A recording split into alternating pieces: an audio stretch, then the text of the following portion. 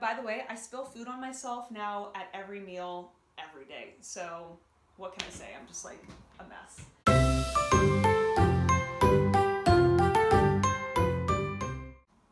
Greetings everyone, and welcome to my studio. This is the first time I'm actually filming in here, but we built this cabin, was it last year? Yeah, it was last year we built this cabin to use as like a multi-purpose guest house slash media room. My husband has some of his business stuff that he needs to move out. So obviously it's unfinished, but we're hoping to, you know, wallpaper it and finish it up and stuff and have like a little recording studio to do like podcasts and things like that in. So I'm testing it out today and it's really nice. The lighting is good and it's quiet and no one can bother me. So I am here to film my 23 and 24 weeks pregnant bump date. Yay! Today I am 24 weeks even. So I am actually filming on the day that I am turning a new week, which is exciting. Equally exciting is we have made it to viability week, which is always a comforting milestone to get to.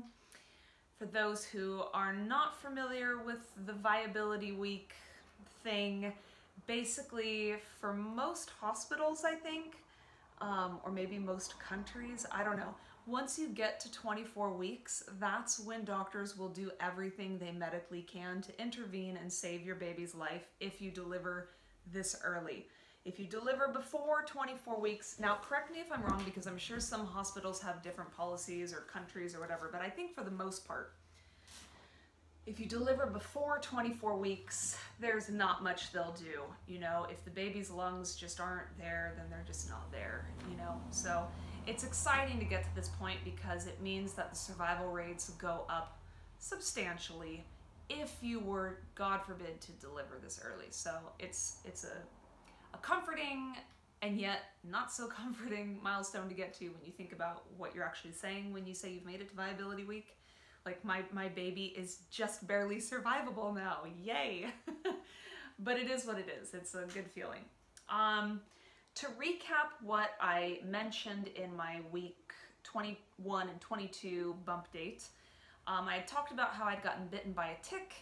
I had talked about my energy levels kind of starting to seem like they were going down a bit, and I had spoken a bit about pretty much being rejected from going to a private scan at a local private clinic to get a checkup on my partial placenta previa that I have.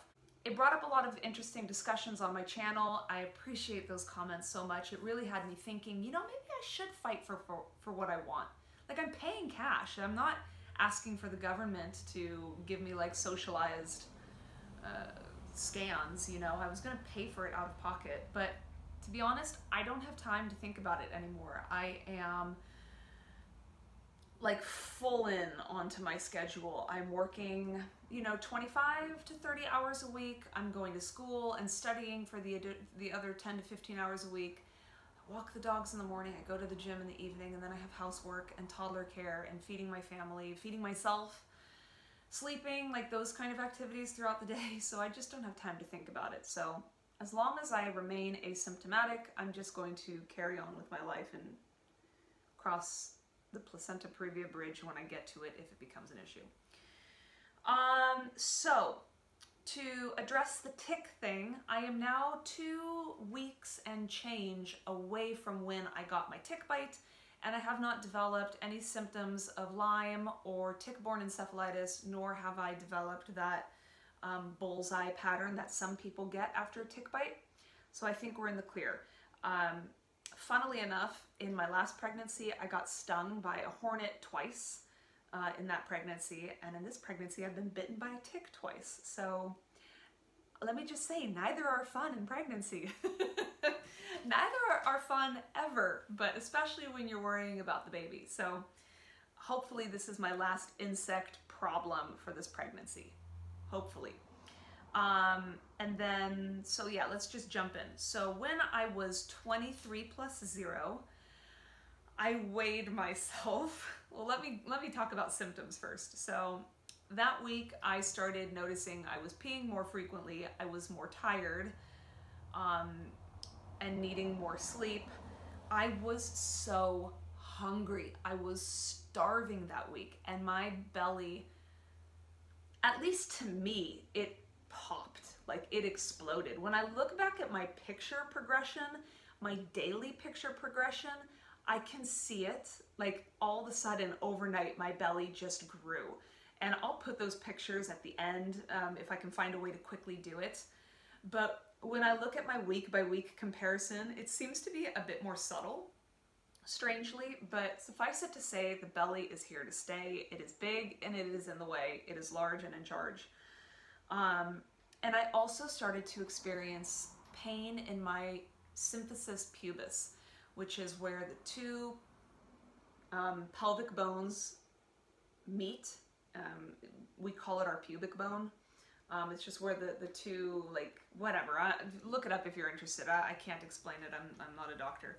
But anyway, there's like a piece of cartilage there, and it's, anyway, I messed it up during my last delivery, my last vaginal delivery. I have a video from February where I talk about my birth injury if you're interested, but I guess I have nerve damage there, and I'm starting to feel some discomfort.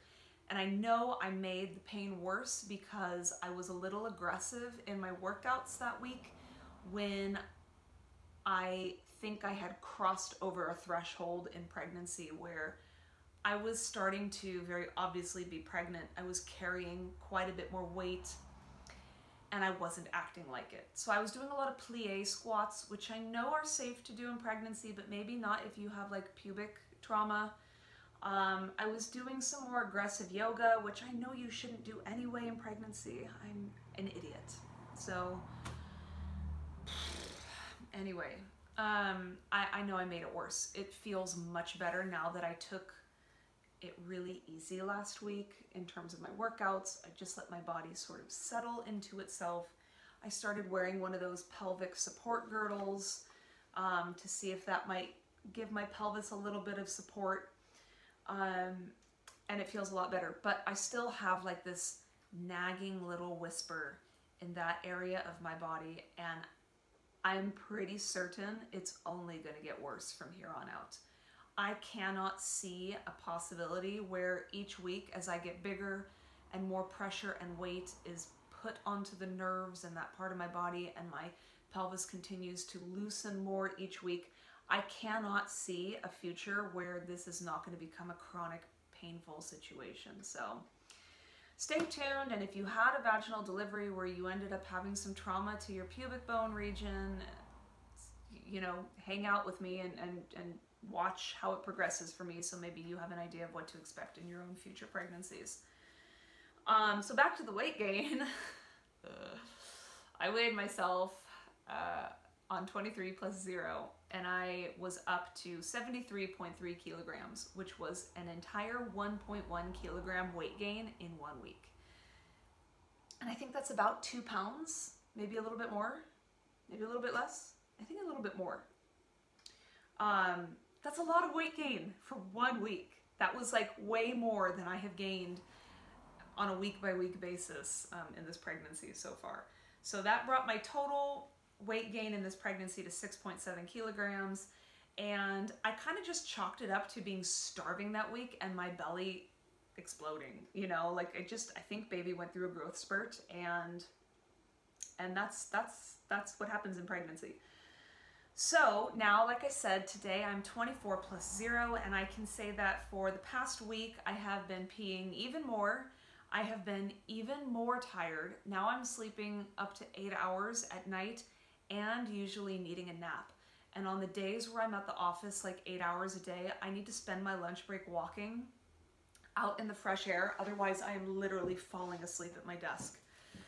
And I face my boss and our CEO actually, so they can see me if I'm over there typing and like one of my eyelids is drooping and like I'm spacing off. You know how it is when you're so tired, right? So I've had to like take walks just to wake up. My appetite has normalized. I'm no longer like super hungry this week. Tick bite seems to be benign and everything is good. I have a wild man living in my uterus. Like, this baby is crazy. I feel him even kicking right now. every time I'm not moving, he's kicking. And it genuinely has me wondering if I'm gonna have one of those babies that I'm gonna have to bounce to sleep every night because the only time he chills out is when I'm moving. It's a little disconcerting. But I also think he might be a big baby, like not fat, but long. I read in an app today that the babies can be up to 30 centimeters long right now at 24 weeks. My daughter was only 49 centimeters long when she was born. So like conceivably he's more than he's more than halfway to what my daughter's full-term size is, which is kind of crazy. But the reason I think he might be big is because of where I'm feeling movements. I feel at simultaneous times, like a very long, I'm just gonna show you guys. So lately I've been feeling like some intense kicks all the way down here, but then at the same time, I feel like intense visible bumps here. So it's like, I think in those times he's transverse, and I don't know, maybe these are his feet and this is his head, but like, it's at the same time. So it's not like he's jumping up and like kicking off and hitting me up here. But my belly button is here, so I don't know if about two inches above my belly button is too high for my uterus to be at 24 weeks. But like, I feel this whole range. And then today it's been all the way like down by my cervix almost, like just here at the tip of my pubic bone. But then also I feel like crazy movements and kicks here.